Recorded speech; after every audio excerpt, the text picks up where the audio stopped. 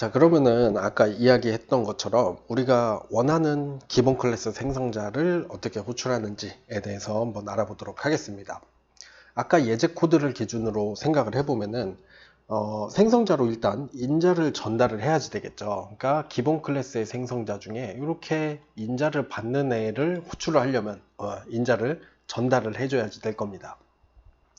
자, 그거를 통해서 기본 클래스의 어떤 생성자를 호출할지 결정해 준다는 거죠.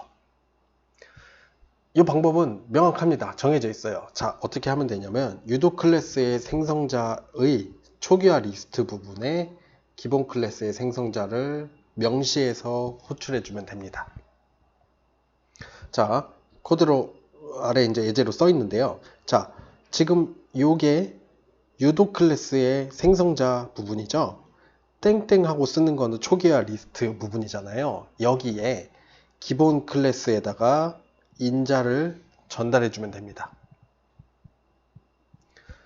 자, 볼게요. 그러니까 요거까지 보고 지나가죠. 자, 그래서 아까 39페이지 예제, 요 예제였죠. 여기서 보시면은 만일에 지금 설명드리는 요 초기화 리스트를 활용해서 어떤 기본 클래스 생성자를 호출할지 명시하지 않으면 지금 아무것도 명시해 주지 않았죠.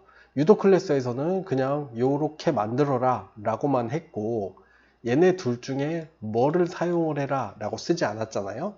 이럴 경우에 아까 말씀드렸듯이 기본 생성자가 자동으로 호출된다. 기본 클래스에 대해서는 그러니까 즉 얘네 둘 중에 베이스죠. 얘네 둘 중에 얘가 자동으로 호출된다는 얘기고 이 장에서 이야기하는 내용은 그러면은 내가 어떻게 인자를 전달을 해서 생성자를 호출할지라는 거죠. 자, 이 부분 유도 클래스 생성자 부분에서 이 부분으로 보는 게 낫겠네요. 자, 여기에다가 기본 클래스의 인자를 받는 생성자를 호출해라. 이렇게 명시할 수가 있는 겁니다. 줄바꿈이 자동으로 돼버렸네요. 자, 이렇게. 자, 이게 어떤 의미인지 보시면 아실 거예요. 자, 기본 클래스를 생성을 하는데 인자를 하나 넘겨서 생성을 해라 라는 뜻이거든요. 자, 기본 클래스 생성할 때 인자를 하나 받아서 생성하려면 얘를 호출할 수밖에 없죠. 그러니까 얘가 호출이 되는 겁니다. 한번 따라서 가볼게요. 자, 얘는 그냥 주석 처리해 두고요. 자, 이 줄에서 F11을 눌러보면 당연히 얘로 들어가겠죠. 여기서 다시 한번 F11을 눌러보면은 여기서 다시 한번 F11을 눌러보면 자, 이제 여기 보시다시피 이제는 인자를 하나 받는 기본 클래스의 생성자로 들어갔죠. 그리고 자, 다시 한번 주의할 거는 보세요. 우리가 유도 클래스를 만들면서 D2를 만들면서 이 밸류에다가 100을 넘겨줬죠. 지금 이 밸류에는 100이라는 값이 저장되어 있습니다. 이 밸류라는 지역 변수에 100이라는 값이 저장되어 있어요. 그리고 우리가 기본 클래스를 만들면서 밸류를 넘겨줬다는 얘기는 뭐다? 100이라는 값이 넘겨지면서 기본 클래스의 생성자가 호출됐다는 얘기죠. 그렇기 때문에 여기 아까 위쪽에 지금 실행하기 직전에 걸려있는 요 유도 클래스 생성자의 벨에도 100이 전달되는 겁니다. 복사돼서 전달이 되고 있어요. 그러니까 최종적으로 뭐다? 기본 클래스의 멤버 변수인 value에는 100이 저장이 되는 거죠. 따라가면서 여기 지금 어떤 값이 저장이 되어 있는지 직접 확인을 한번 해보세요. 자, 그래서 얘를 실행을 하면서 콘솔 창에 기본 클래스에 인자를 하나 받는 생성자가 호출이 됐다. 이렇게 명시적으로 눈으로 확인할 수 있고 그 다음에는 요 벨에 100이 들어있는데 2를 곱해서 걔는 더블드 밸류, 즉 유도 클래스만 가지고 있는 요 멤버 변수에 200을 저장을 하겠죠. 그리고 요 줄이 호출이 되면서 얘도 호출이 됐다. 유도 클래스에 대한 인자를 하나 받는 생성자가 호출이 됐다 라고 나오고 최종적으로 D2의 그럼 값이 어떻게 되냐. 자, 펼쳐서 보면은 기본 클래스가 가지고 있는 value라는 멤버에는 100이 저장이 되고 더블드 밸류, 유도 클래스만 가지고 있는 이 값에는 2를 곱했으니까 200이 저장이 될 겁니다.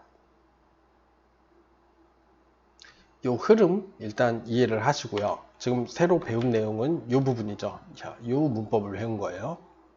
자, 그러면 당연히 뭐겠어요? 우리가 만약에 유도 클래스를 만들 때 기본 생성자를 인자를 넘기는 놈을 호출을 해라 라고 했는데, 만약에 얘를 안 넘겼으면 어떻게 될까요? 얘가 호출이 되겠죠? 그래서 밸류 값이 0일 거예요. 여러분들 직접 확인해 보시고, 그 다음에 여기다가 꼭 배를 넘겨주란 법은 없어요. 이 배를 넘겨주는 건 우리의 선택일 뿐이고, 자, 얘를 뭐 20을 넣어서 기본 클래스를 생성을 하라고 하면은 얘가 호출이 되는데 밸류에 20이 들어가 있게 되겠죠. 그래서 기본 클래스의 밸류에는 20, 유도 클래스의 밸류에는 200이, 더블드 밸류에는 200이 들어가 있게 될 겁니다. 자, 제가 지금 말로 하는 부분 여러분들 이렇게 코드 바꿔서 중단점 걸어서 실행해 보시고 로컬 변수 값이 어떻게 바뀌는지 직접 눈으로 확인해 보시면 알 수가 있겠죠. 따라가서 보면서도 아실 수 있을 거고요.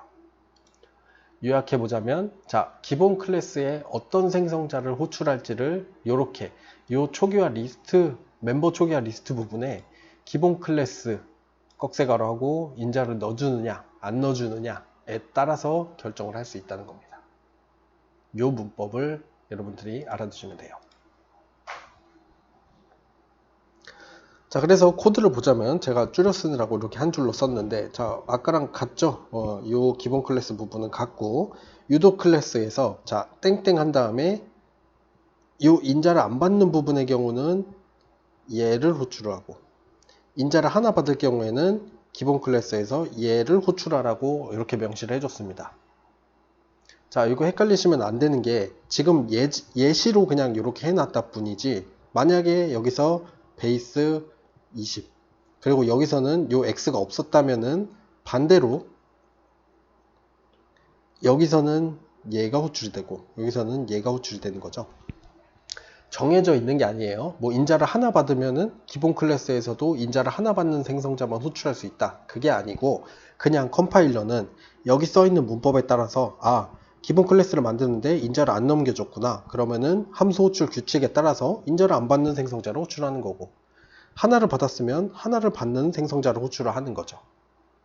그리고 당연히 만약에 저기다가 베이스 20, 30 이렇게 인자를 2개 받는 생성자를 호출을, 인자를 2개 넣어서 생성을 하려고 하면은 컴파일 에러가 나겠죠. 왜?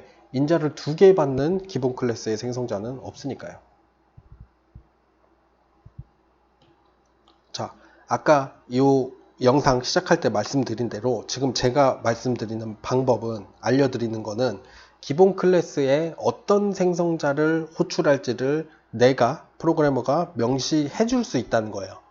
자, 이렇게 얘는 인자를 안 받는 거, 인자를 하나 받는 거, 여기에서는 꼭 이걸 사용해야 되고 여기서는 꼭 이걸 사용해야 된다는 게 아니라는 거 명심을 해 두십시오. 내가 어떻게 호출하느냐에 따라서 뭐가 호출될지가 결정이 된다는 거를 이해를 해 두시면 됩니다. 여기 예제에서는 이렇게 호출했기 때문에, 자, 여기 보시는 것처럼 만약에 D를 만드는데 인자를 하나 넣어서 호출을 했으면은 기본 클래스에서는 얘가 호출이 됐겠죠. 그리고 여기에 1000이 넘어왔을 겁니다. 그렇기 때문에 밸류에는 1000, 더블드 밸류에는 2000이 저장이 되는 거를 여러분들이 보실 수가 있어요. 지금 이 코드 보고 아까 이거 따라서 작성하고 계셨다면은 따라서 한번 구현을 해보시고 결과를 확인해 보시면은, 자, 이렇게 밸류에는 1000, 더블드 밸류에는 2000이 저장되어 있는 걸 보실 수가 있을 겁니다. 자, 이 부분 지저분하게 됐는데 이 부분이 핵심이라는 거 잘 기억을 해 두십시오. 좋아요. 요거는 코드 예제가 좀 많거든요. 뭐 생성자, 소멸자 부분까지 포함을 해서 하는 거니까 이것도 같이 보여드릴 테니까 보시고 여러분들 실행해 보시고 궁금한 점 있으면 질문을 해주시면 되겠습니다. 자, 이 부분은 조금 얘기가 있을 것 같으니까 요거는 다음 영상에서 조금 짧지만 끊었다가 설명을 드리도록 하겠습니다.